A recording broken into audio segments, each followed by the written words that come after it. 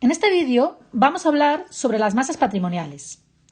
Antes de empezar a hablar de las masas patrimoniales, empezaremos hablando del patrimonio empresarial. El patrimonio empresarial es el conjunto de bienes, derechos de cobro y obligaciones de pago que tiene una empresa.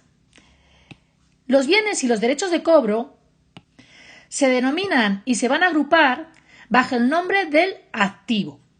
Y las obligaciones de pago se van a agrupar mediante el nombre del pasivo.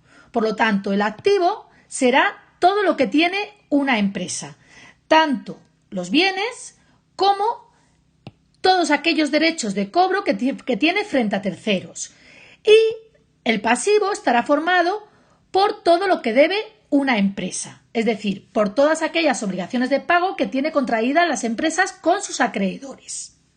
Por lo tanto, el patrimonio empresarial es lo que tiene una empresa menos lo que debe la empresa, es decir, la riqueza de la empresa.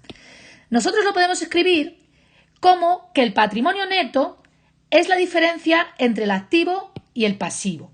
Si pasamos el pasivo que está restando a este lado sumando, nos quedará la ecuación fundamental del patrimonio, que es la ecuación fundamental de la contabilidad, que nos dice que el total del activo tiene que ser igual al patrimonio neto más el pasivo. Al activo le vamos a llamar estructura económica de la empresa y va a estar formado por las inversiones de la empresa y por el destino de los fondos. Y al patrimonio neto más el pasivo le vamos a llamar estructura financiera de la empresa y va a estar formada por los recursos de la empresa, es decir, por el origen de los fondos. Cada uno de estos tres elementos va a estar formado por lo que se conoce como masas patrimoniales, que son la agrupación de elementos que tienen características homogéneas y que además tienen una misma función, bien sea económica o bien financiera. Los elementos del activo se van a ordenar de menor a mayor liquidez, es decir, de menor a mayor disponibilidad o capacidad de convertirse en efectivo sin una gran pérdida de valor. Por ejemplo, como veremos a continuación, los elementos que están más arriba del activo son aquellas inversiones que la empresa necesita durante muchos años, como puede ser el terreno donde está situada la fábrica. Y los elementos que están situados más abajo, en la parte baja del activo, son los elementos líquidos completamente, es decir, lo que se conoce como efectivo, el dinero que la empresa tiene en la caja registradora o en el banco en cuentas corrientes. La parte del patrimonio neto y el pasivo, es decir, la estructura financiera, se va a ordenar de menor a mayor exigibilidad, es decir, las que no se tienen que devolver estarán más arriba y los recursos financieros que hay que devolver estarán más abajo. Por ejemplo, como luego veremos, los elementos que están más arriba en la estructura financiera son el capital social, que son las aportaciones de los socios, que no hay que devolverlas, y los elementos que están más abajo dentro del pasivo son aquellos elementos que hay que devolver en un plazo corto, en un plazo inferior a un ejercicio económico o un año. Las masas patrimoniales que forman la estructura económica son el activo no corriente, que está formado por todas aquellas inversiones que permanecen en la empresa más de un ejercicio económico, y por el activo corriente, que son todas aquellas inversiones que rotan en la empresa más de una vez durante un ejercicio económico, por lo cual tienen una permanencia en la empresa inferior al ejercicio económico. Dentro del activo no corriente podemos encontrar las siguientes submasas.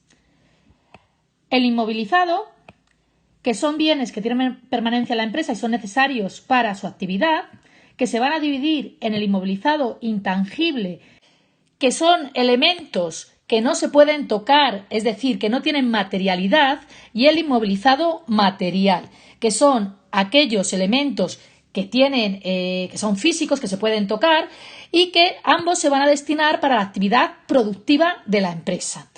La siguiente submasa son las inversiones inmobiliarias, que son aquellos inmuebles o terrenos que no se utilizan para la actividad de la empresa, sino que son inversiones que se tienen para obtener otro tipo de rentas. Y por último, el activo no corriente, la tercera submasa, va a ser las inversiones financieras a largo plazo, que son aquellas inversiones cuyos soportes son activos financieros, desde acciones en bolsa a obligaciones o bonos del tesoro o a depósitos a largo plazo en entidades bancarias. Por su lado, el activo corriente se va a dividir en las siguientes submasas. En primer lugar, la submasa de existencias, que va a estar formada por todos aquellos bienes que se guardan en el almacén y se van a gastar en el corto plazo, es decir, en un periodo inferior a un ejercicio económico. Tenemos la submasa de realizable, que son aquellos derechos de cobro que tiene la empresa que cumplen en un plazo inferior a un ejercicio económico y se van a dividir en dos grupos. Por un lado, los deudores y otras cuentas a cobrar y las inversiones financieras a corto plazo. Y la tercera submasa va a ser el efectivo, que va a estar formado por el dinero líquido que mantiene la empresa, bien dentro de la empresa o bien en el banco.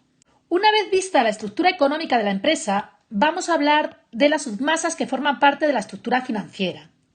En ella hemos dicho que la estructura financiera se iba a ordenar de menor a mayor exigibilidad. Y vamos a hablar, en primer lugar, de la masa patrimonio neto.